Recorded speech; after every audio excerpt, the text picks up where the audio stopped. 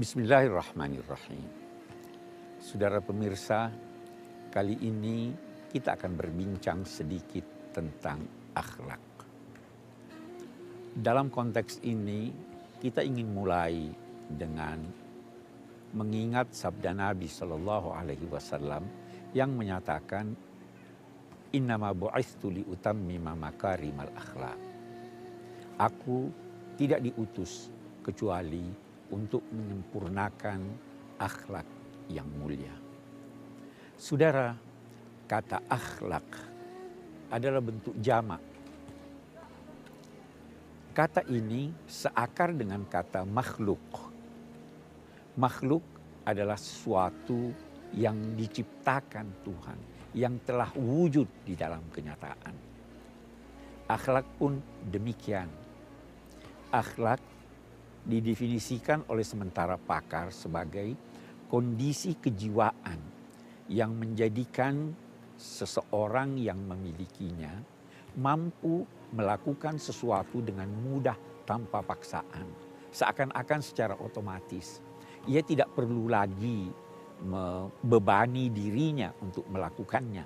Karena dia telah menjadi kondisi kejiwaan yang telah wujud dalam dirinya. Itu sebabnya sebelum menjadi akhlak diperlukan apa yang dinamai takhalluq, yakni berusaha untuk memaksakan diri melakukan sesuatu tentu saja yang baik dan membiasakan diri dengan hal tersebut, dan dengan pembiasaan itu diharapkan dari hari ke hari ia pada akhirnya akan menjadi sesuatu yang mudah dilakukannya dan menjadilah dia akhlak. Kalau itu baik dinamai akhlak mulia, budi pekerti luhur, dan kalau buruk dia dinamai akhlak yang buruk. Saudara, dalam ajaran Islam dari kata akhlak ini kita dapat mengambil suatu kesan bahkan pesan bahwa akhlak itu banyak. Ada akhlak kepada Allah, ada akhlak kepada sesama manusia. Akhlak kepada manusia itu lagi berbeda-beda. Ada akhlak kepada manusia yang merupakan orang tua, yang merupakan saudara, yang merupakan anak, dan lain-lain sebagainya. Ada akhlak kepada binatang, ada akhlak kepada tumbuhan, ada akhlak terhadap benda-benda tak bernyawa. Saya teringat ada seorang pakar hadis berpergian jauh untuk menerima hadis dari seorang yang telah menghafalnya.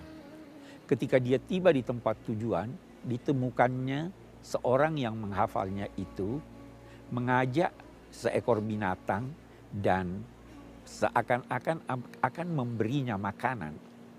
Tiba-tiba ketika binatangnya datang, katakanlah kucing atau ayam, dia tidak jadi memberikannya. Maka sang pakar hadis ini melihat kejadian tersebut, berkata dalam hatinya, orang ini tidak mempunyai akhlak yang baik kepada binatang sehingga tidak wajar saya mengambil ilmu darinya. Demikian akhlak.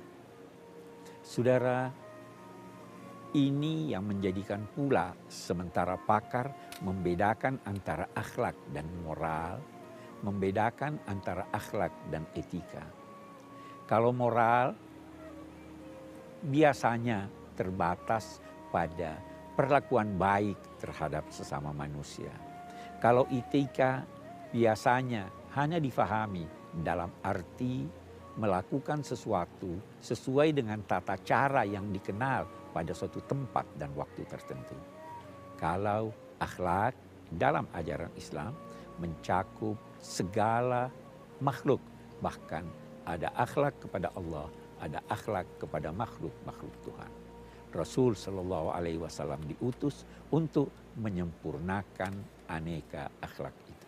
Semoga kita mampu berakhlak sesuai dengan tuntunan Rasul. Wassalamualaikum warahmatullahi wabarakatuh.